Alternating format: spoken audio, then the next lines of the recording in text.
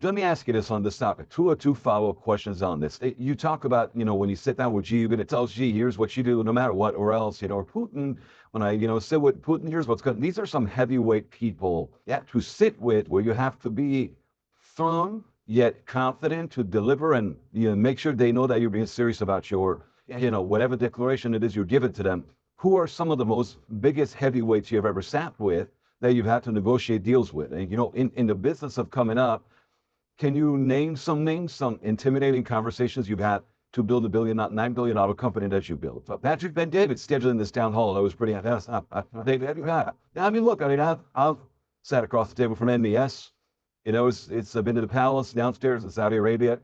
He's a guy my age, talking about too young. I don't agree with a lot of what he's doing, but say what you will, he's a young guy who's taking the reins and taking the nation in a direction with a clear vision.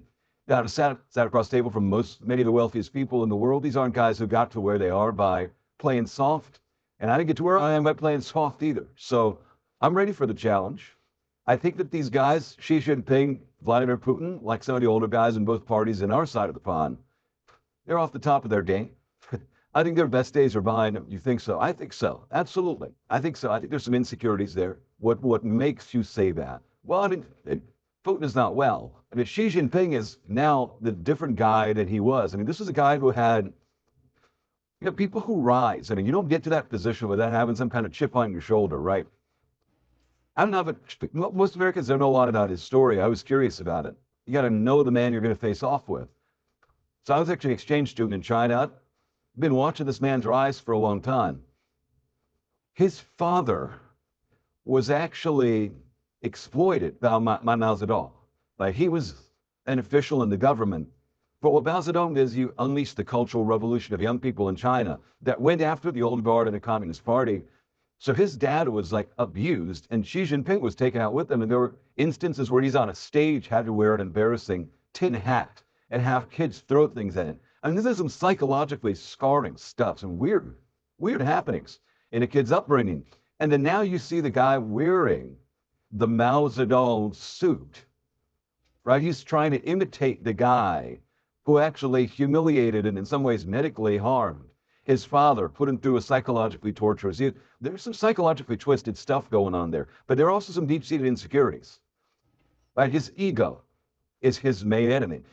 He was willing to put himself in a weaker position in substance to just hold on to that unprecedented third term of power. Watch what happened with Hu Jintao in that meeting where he took over that unprecedented third term. He had Hu Jintao literally, remember this video? Literally uncomfortably lifted out of his seat. And so, yeah, do I understand the people I'm facing off with? Yes, I do. Are they weak? Yes, they are. And I think the difference with me is, look, I'm an open book. I got nothing to hide. The start of this campaign, what do we do? Everybody's always about playing the game, especially wealthy people running for president. How are you going to delay and game the tax returns? We just put it out in the first few weeks of the campaign. Open book, had at it. They're causing headaches for me. People ask the New York Times, ask this question or that question. Fine, we answered it. We got nothing to hide.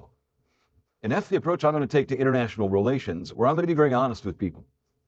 I'm going to abandon the lie that I think we've told in the U.S. at times, that we're somehow a moral arbiter of what happens in the world. What I'm going to say is the truth.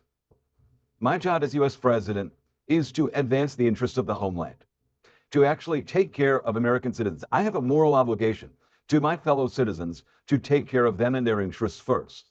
And so when I end the war in Ukraine and I'm negotiating with Putin, a deal that pulls him out of his alliance with China, which in turn weakens China from being in a position going after Taiwan, say what you will. I don't trust Putin, he doesn't trust me, but we're going to know that we each trust each other to follow our self-interest.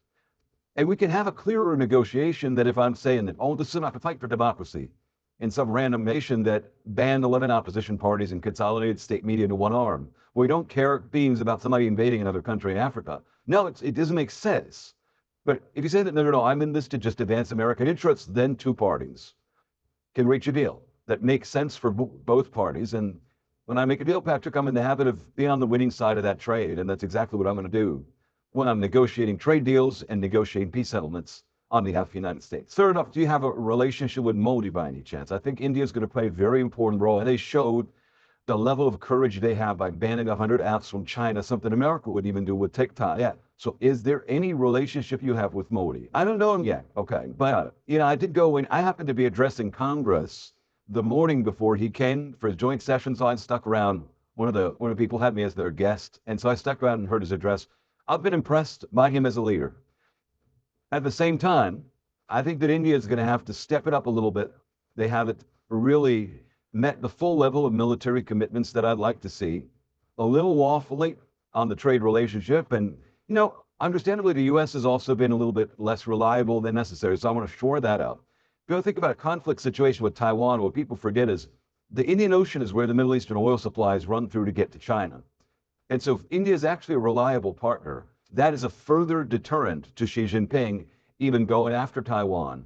And I think I have probably the clearest vision of anybody in this race in either party, Patrick, of how to deter China from going after Taiwan while avoiding war over that island. I think it's going to be the most important thing the next president does from the standpoint of foreign policy. I will say, whether you are the president, you're a candidate, or somebody else is, the fact that your background, who you are, what you've done, India is going to play a very important role. I think you're going to need to be a prominent voice and influence the next 4, 8, 12 years. I guess that's my opinion.